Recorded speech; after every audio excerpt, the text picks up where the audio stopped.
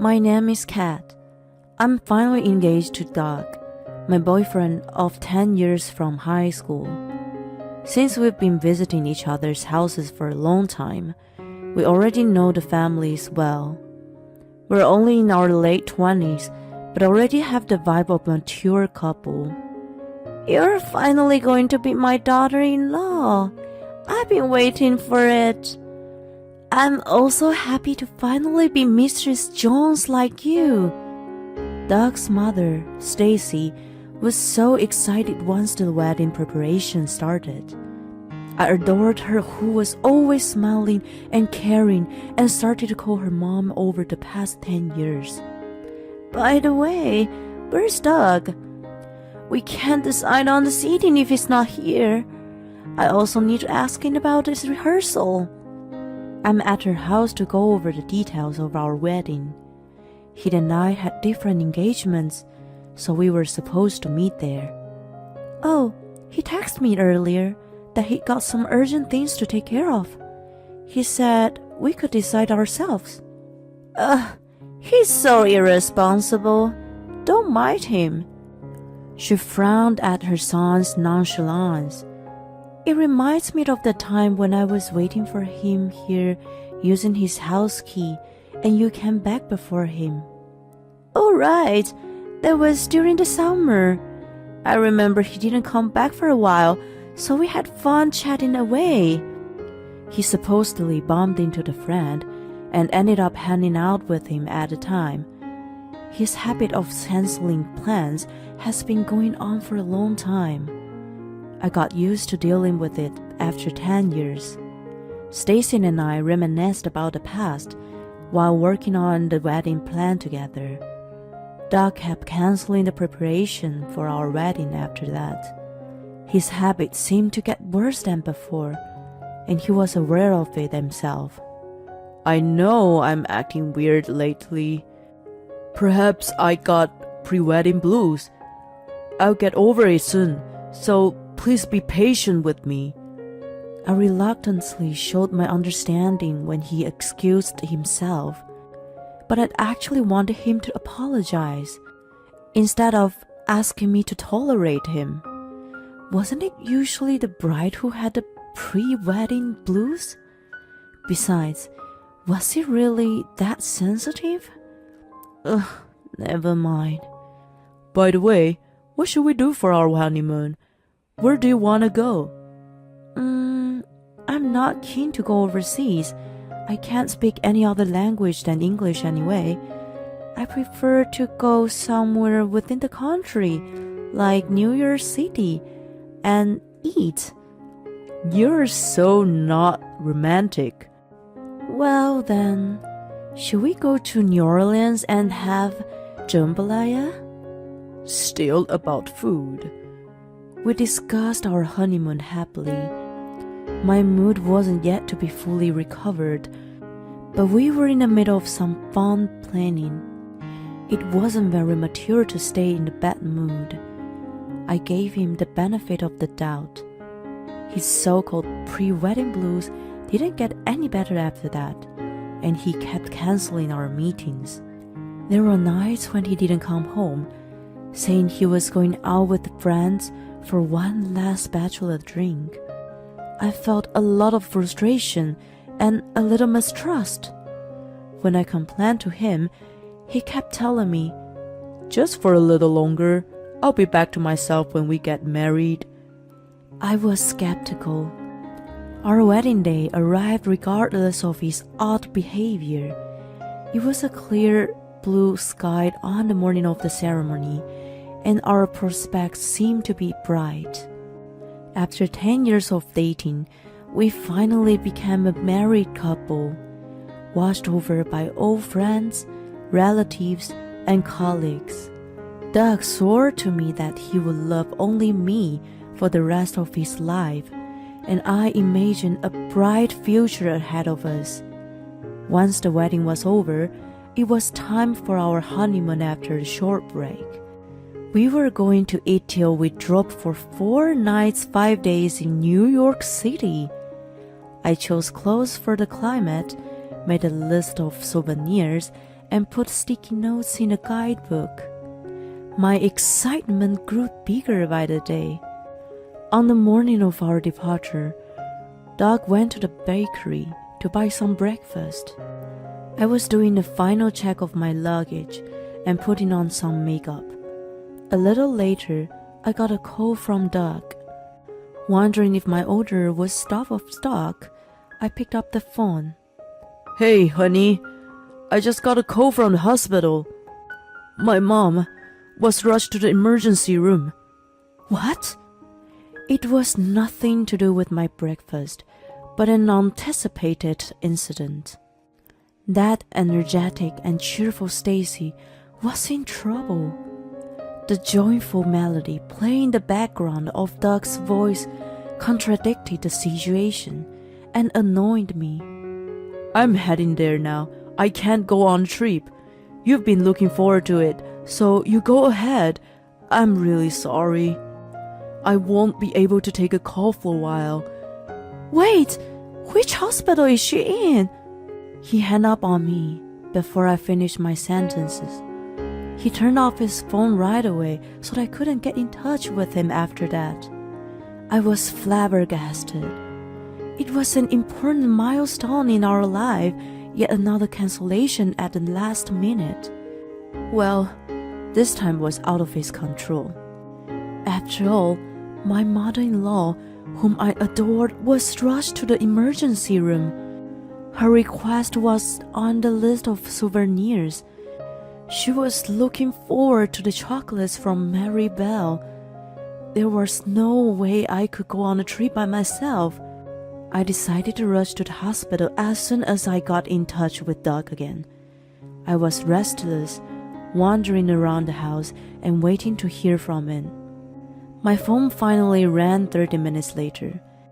I picked it up even before the first ring finished. Yes. Hi, Kat. Good morning. You're leaving today, right? It seems cold there, so take care and enjoy your trip. Wait, is this Mom? The call was from the one who had supposedly been rushed to the hospital. I picked up the phone without checking the caller on the screen. I was totally confused about what was happening. Did Doug have two mothers? Maybe that one I knew was an adoptive mom, and he had a birth mom? Is this really Mom? What's wrong with you? Why do you sound so strange? It was her for sure. I thought you were taken to the hospital. Huh? For what? I'm good as usual. She sounded dubious. I realized that Doug lied to me. It didn't matter to him that we just got married, but why? I couldn't figure out the reason. When Stacy finished listening to my explanation, she lowered the tone of her voice. I see. I'm really sorry about my idiot son. I don't know what he's trying to do.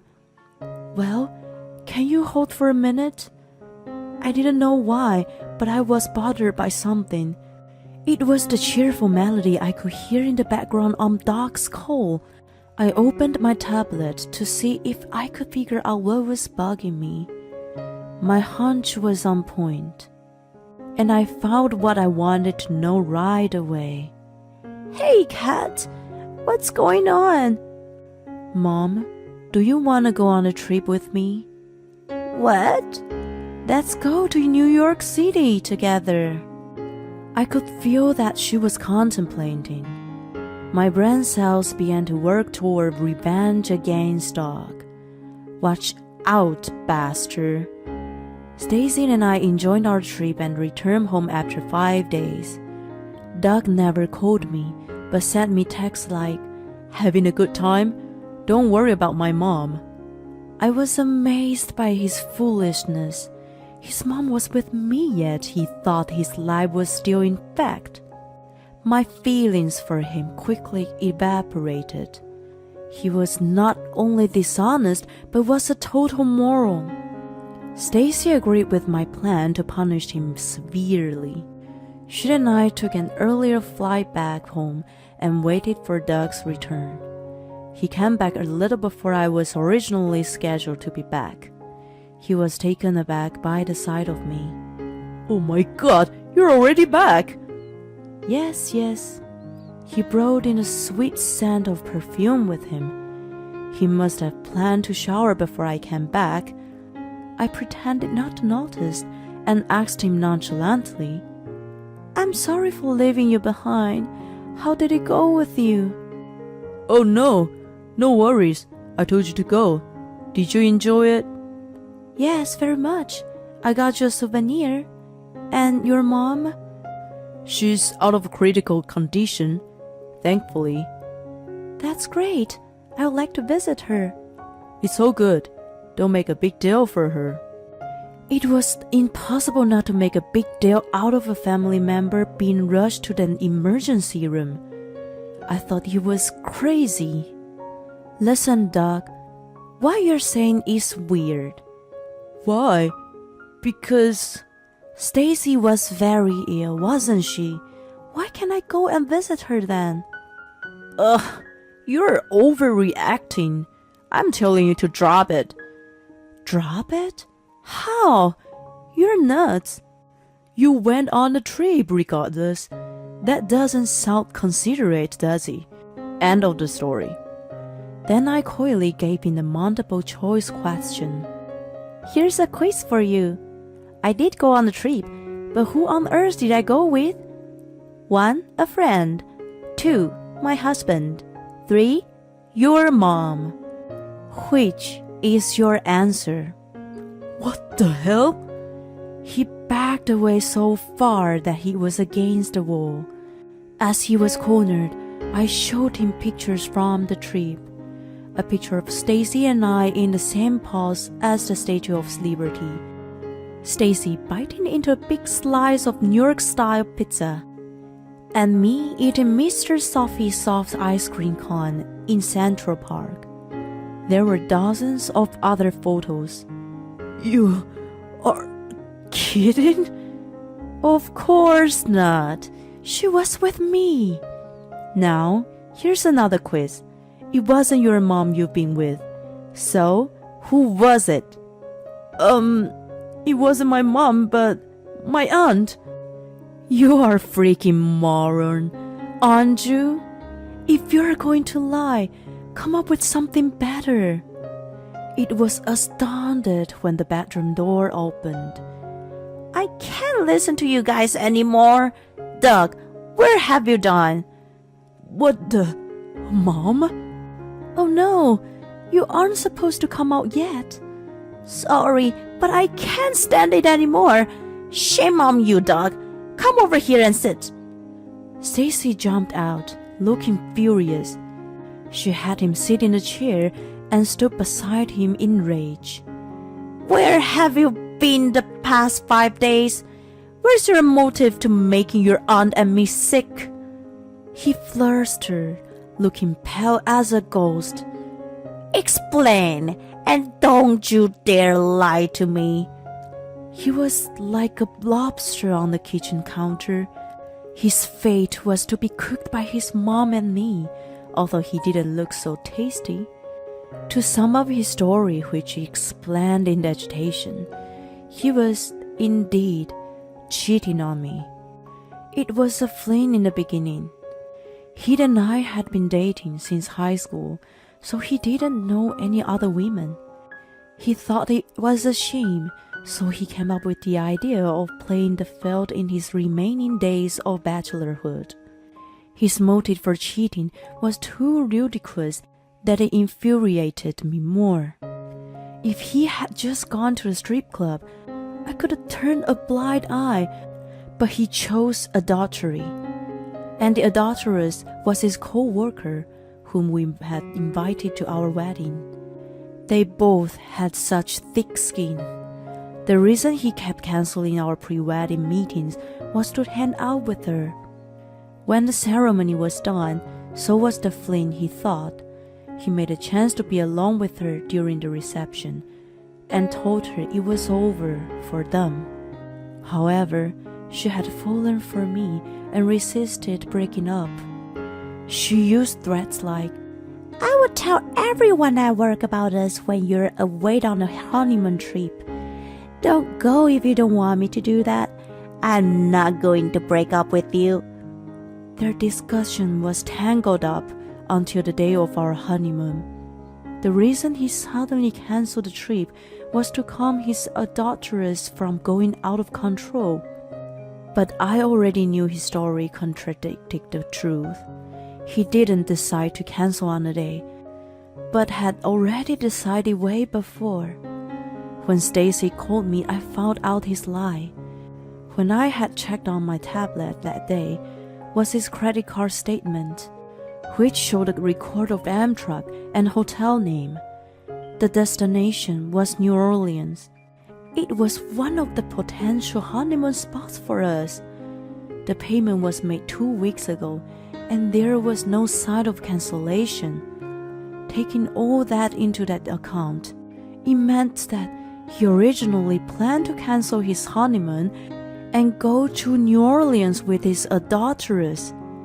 I also checked the cheerful music playing behind his rubbish call on social media. The familiar music was coming from the fountain in the Amtrak station. When he made that call to me, his trip with his adulteress had already started. How ludicrous of him. If he had planned it for so long, he should have been more methodical with his deceit. It was really pathetic. When I exposed his lie, to my surprise, he started crying. I was the one who should have been crying, and not him who created the fiasco. He had already lied when he swore at the wedding that he would only love me for the rest of his life. He lied about his mom being rushed to the emergency room, and again, lied about the sudden cancellation of our honeymoon. How could I trust him after all these lies? He may have been seeing other women when he canceled our plans before this. 10 years of our relationship had completely fallen apart, and I couldn't return to it. I want a divorce. Wait a moment, honey. I'm really sorry. Let's start over. We've only been married less than a month. You've got to let this minor mistake go. A minor mistake? Don't you be the judge. He's an idiot, Cat. I apologize on his behalf. You are so insensitive to what you've actually done to her. You won't be able to regain her trust for the rest of your life.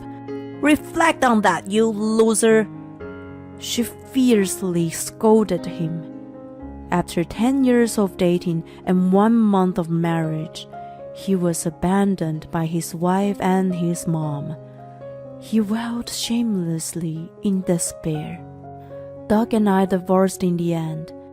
There was not a shred of affection or love left in me after 10 years together. All I had was dismay and coldness. He resisted the divorce for a long time, but he eventually gave up and signed the papers in tears.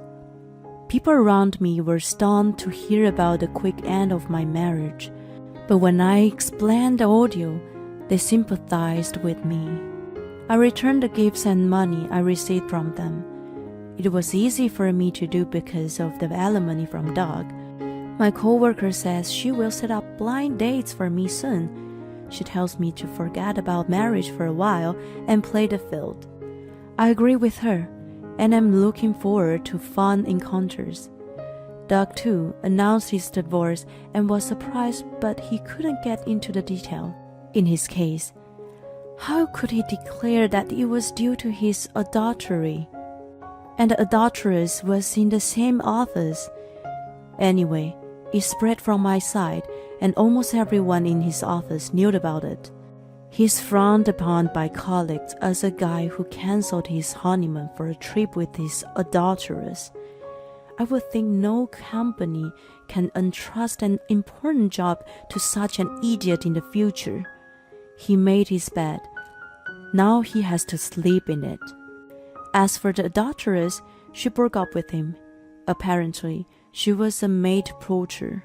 She lost interest in Doug after we separated.